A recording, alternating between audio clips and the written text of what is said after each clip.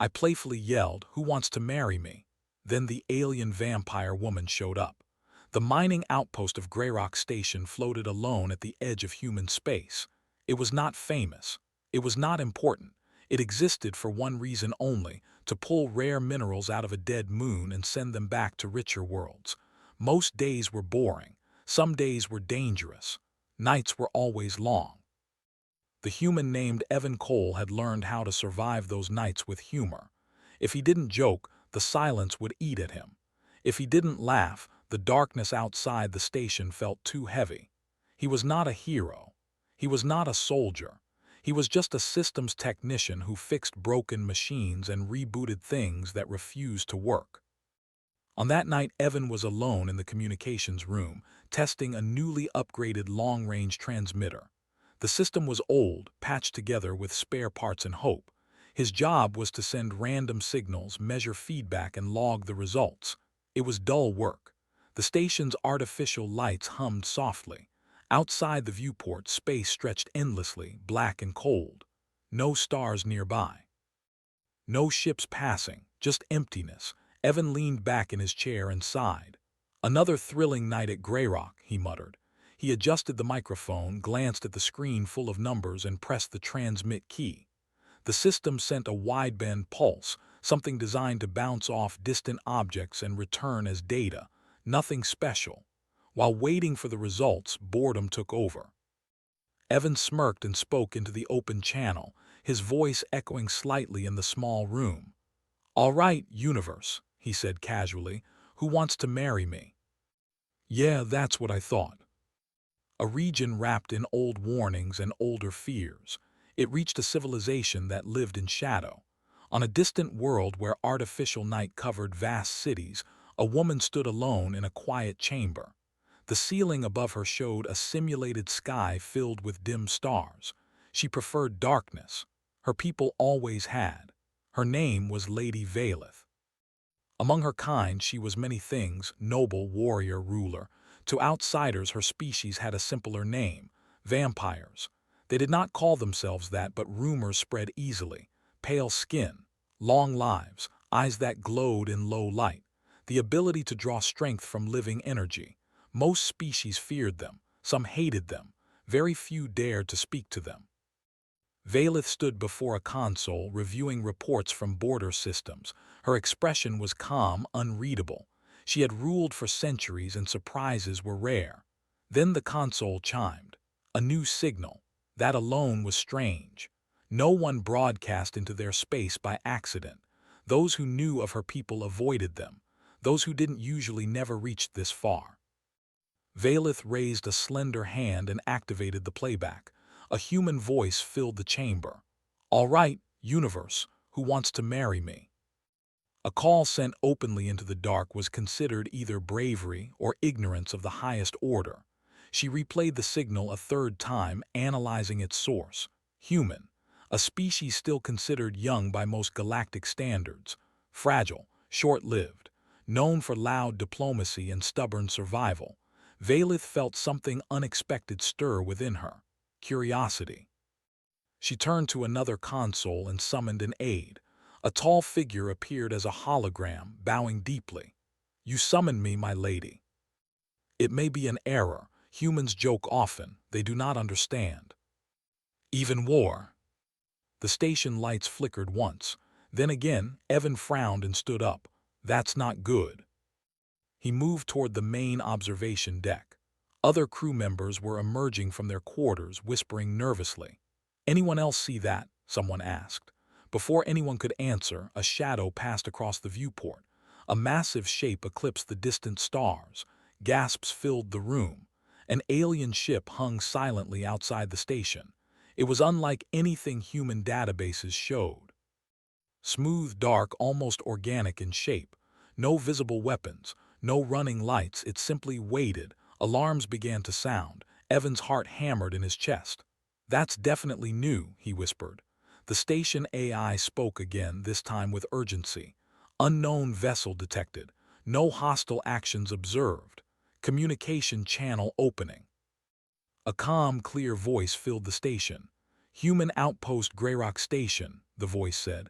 I have answered the call." The voice spoke once more, directed now personal. "Do not be afraid," it said. "I come not as an enemy but as one who responds."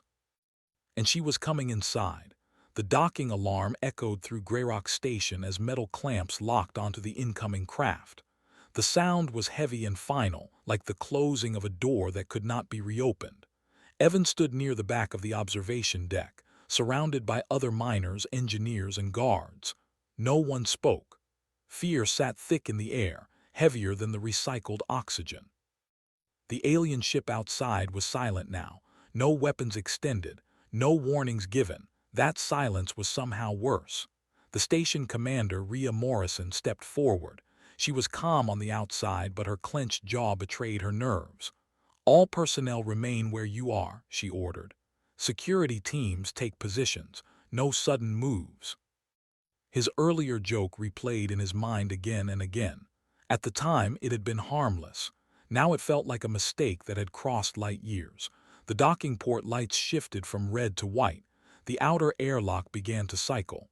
A soft hiss filled the chamber as pressure equalized. Everyone held their breath. The inner door slid open. She stepped inside alone. The alien woman was tall, taller than most humans, with a posture that suggested confidence without effort. Her skin was pale, almost silver under the station lights. Her long dark hair fell freely down her back, unmoving, as if untouched by gravity. Her eyes were what captured everyone's attention. They glowed faintly, not bright or threatening, but unmistakably alive in a way that made people uneasy. Not predator eyes, something older. She wore no armor, no visible weapons. Her clothing was dark and elegant, fitted yet simple, as if she had no need for protection. She looked around the room slowly. Fear rippled through the humans present. Some took a step back. Others froze where they stood. Evan felt his heart pound, but he didn't run. He couldn't. His legs refused to move. The alien woman's gaze passed over the crowd, then stopped, locked, directly on him. Her eyes narrowed just slightly. "You," she said calmly, her voice smooth and clear. "You made the call." "I didn't mean."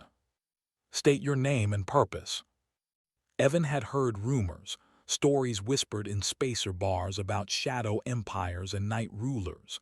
Commander Morrison chose her words carefully. "There has been a misunderstanding. The transmission was not an official request." "That is not something most species dare to do lightly." Commander Morrison nodded slowly. "Do it." "You made a statement that, among my people, is considered an invitation," she said. "One that demands evaluation." "If I did, this station would already be silent." "You were not seeking power. Your body is fragile, your lifespan brief, your weapons crude. Multiple ships dropping out of FTL, pirate signatures. This is the test. What do you want me to do?" Evan felt something settle inside him. He took a deep breath and moved forward, helping where he could, pulling a frightened technician to safety, rerouting power with shaking hands. Valith watched silently. For the first time in centuries, she felt anticipation. Not hunger, not dominance, something else. As the first pirate weapons charged outside, she whispered softly, unheard by any human. "Show me what makes you human." The pirate ships did not wait. The first blast struck Greyrock Station's outer shield, sending a deep vibration through every corridor. Lights flickered. Loose tools clattered to the floor. Somewhere far below, metal screamed. Evan stumbled but stayed on his feet. "Shields at 40%, someone shouted. Commander Morrison's voice cut through the noise. "All hands, defensive positions. Engineering, keep power stable." They were killers who hunted weak stations. Evan felt fear twist in his stomach, but he kept moving. He helped seal a bulkhead, then ran power cables to a failing console. His hands shook, but he did not stop. Valith stood near the center of the command deck, still and silent. She watched everything. The humans shouted, ran, struggled. No perfect formations. No elegant tactics. Just people doing what they could with what they had. A pirate transmission cut through the chaos. "This is Captain Vrax," a rough voice snarled.